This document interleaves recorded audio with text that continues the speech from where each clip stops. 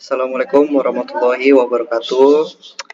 Sebelumnya kami dari kelompok 3 mata kuliah analisis data multivariat. Di sini kami bakal membahas atau membedah mengenai jurnal yang berjudul apakah bias heuristik itu mempengaruhi suatu keputusan investasi jangka panjang dan mempengaruhi penentuan investasi jangka panjang dan juga jangka pendek selama pandemi COVID-19. Oke, mungkin bisa ke bawah. Di sini kita bakal bahas dulu mengenai pendahuluan daripada jurnal ini. Nah, jadi penelitian ini itu bermula dari fakta bahwa pandemi COVID-19 itu menyebabkan tingginya paparan pasar nasional Indonesia. Nah, jadi ini mendorong perilakunya ini mendorong munculnya perilaku investor yang tidak sepenuhnya rasional. Konsep keuangan tradisional yang mengasumsikan bahwa investor rasional dinilai tidak lagi memadai, sehingga diperlukan adanya perspektif perilaku keuangan yang menekankan peran bias heuristik dalam pengambilan keputusan investasi.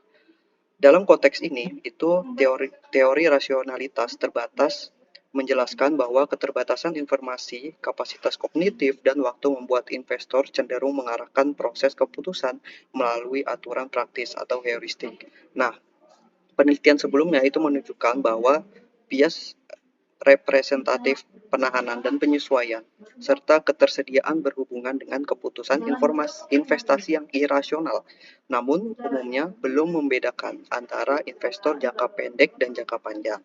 Nah, oleh karena itu, penelitian ini bertujuan untuk menguji pengaruh 3 jenis dari bias tersebut, dari bias heuristik tersebut terhadap pengambilan keputusan investasi irasional di Bursa Efek Indonesia selama pandemi.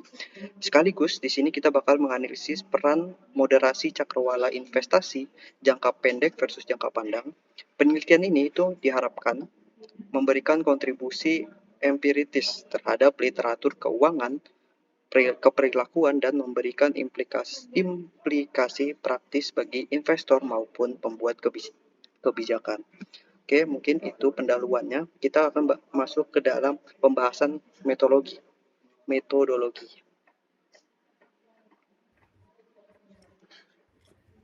Perkenalkan, saya Deutari, NIM 2023-18. Boleh di scroll lagi?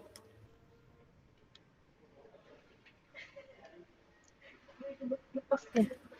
Selanjutnya ada metodologi. Jadi, penelitian ini menggunakan pendekatan kuantitatif dengan metode survei terhadap investasi. Dia itu menggunakan skala Likert dari 1 sampai 5 untuk mengukur bias representativeness, anchoring, dan adjustment availability serta pengambilan keputusan investasi tadi yang diadaptasi dari instrumen penelitian terdahulu. Nah, horizon investasi ini tuh diukur dengan variabel dummy, yaitu 1 itu untuk jangka panjang dan 0 itu untuk jangka pendek. Sedangkan usia, pengalaman, dan gender itu dijadikan untuk variabel kontrol. Lalu ada di metode analisis atau analisis data. Jadi analisis data ini menggunakan partialist square structure equation modeling dengan software WordPLS untuk mencakup uji validitas konvergen dan diskriminan, variabilitas komposit, serta pengujian bias dengan metode umum dengan Herman single factor test. Lalu setelah itu model itu tuh diukur untuk memenuhi kriteria seperti loading, F, dan composite reliability. Dan juga untuk pengujian hipotesis utama yang dilakukan melalui mode struktural dan efek moderasi horizon investasi dan diuji dengan teknik multi-group analysis atau MGA. Boleh di next. Selanjutnya di analisa statistik. Oke, baik. Sebelumnya Assalamualaikum warahmatullahi wabarakatuh. Perkenalkan, nama saya Yuri Kasih, 201047. Selanjutnya masuk ke analisa statistik. Boleh di scroll.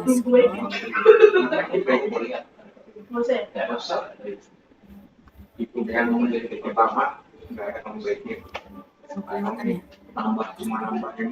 ya? Baik, jadi secara deskriptif, mayoritas responden itu adalah karyawan swasta, di mana responden tersebut didominasi laki-laki dengan pengalaman investasi 1-5 tahun dan distribusi relatif seimbang antara investor jangka panjang dan jangka pendek. Jadi Uji validitas itu menunjukkan bahwa sebagian indikator dengan loading di bawah batas itu diterima di evaluasi.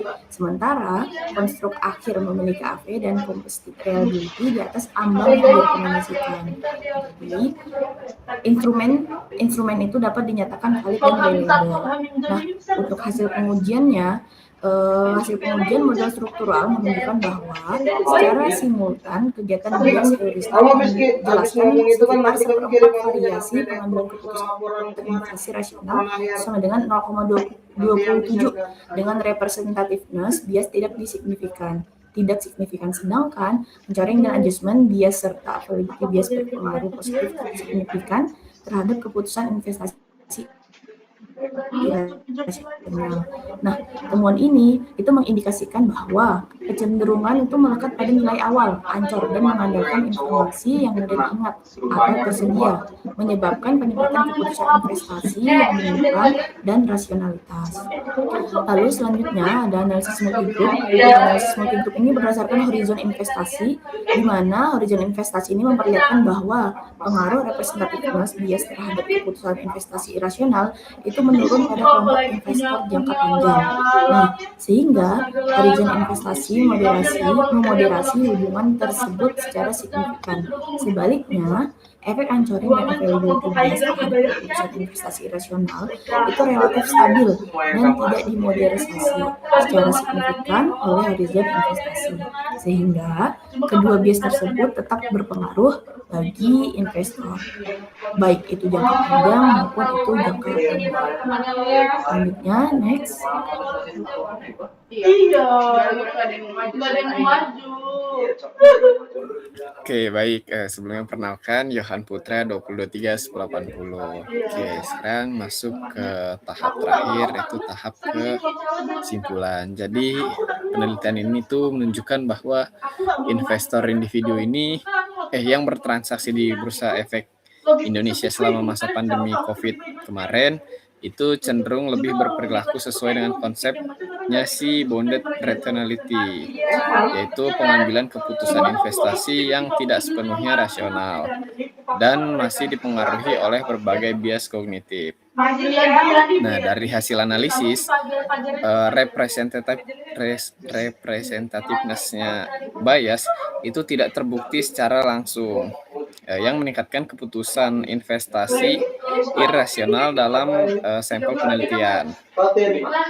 Nah, namun sebaliknya, anchoring dan adjustment bias serta affability bias itu terbukti memiliki pengaruh signifikan dalam mendorong investor untuk mengambil keputusan yang kurang rasional. Nah, misalnya terlalu terpaku sama informasi awal atau hanya mengandalkan informasi yang mudah diingat. Selain itu, penelitian ini juga menemukan bahwa horizon investasi ini mampu menjadi faktor moderasi khusus pada pengaruh representativeness bias. Nah, artinya investor yang memiliki orientasi investasi jangka panjang itu cenderung tidak mudah melakukan penilaian berdasarkan stereotip atau pola historis tertentu. Nah, meskipun demikian, horizon investasi ini tidak mampu mengurangi efek dari anchoring dan affability bias terhadap keputusan investasi.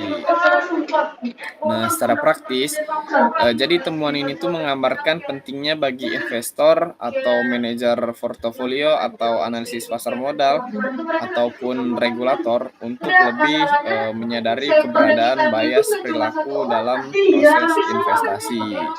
Nah, edukasi mengenai literasi keuangan, peningkatan akses informasi yang lebih kredibel, dukung pengambilan keputusan objektif yang sangat diperlukan agar investor ini dapat mengambil keputusan secara lebih rasional, terukur, dan sesuai dengan tujuan investasi mereka. Oke, mungkin untuk kesimpulan itu saja. Ini juga kayak dia tuh bingung, tapi dia mau ngerjain, tapi bingung kayak sebingung itu aja. Jadi dia nanya terus. Nah, kan cara aktif. Mungkin sekian presentasi dari kelompok kami, kurang lebihnya mohon maaf. Wassalamualaikum warahmatullahi wabarakatuh. Dibilangin kan itu dibilangin kayak gitu. Waalaikumsalam Dan itu dibilangin kayak warahmatullahi gitu. wabarakatuh. Udah lo selain terus kerjain gituin kan.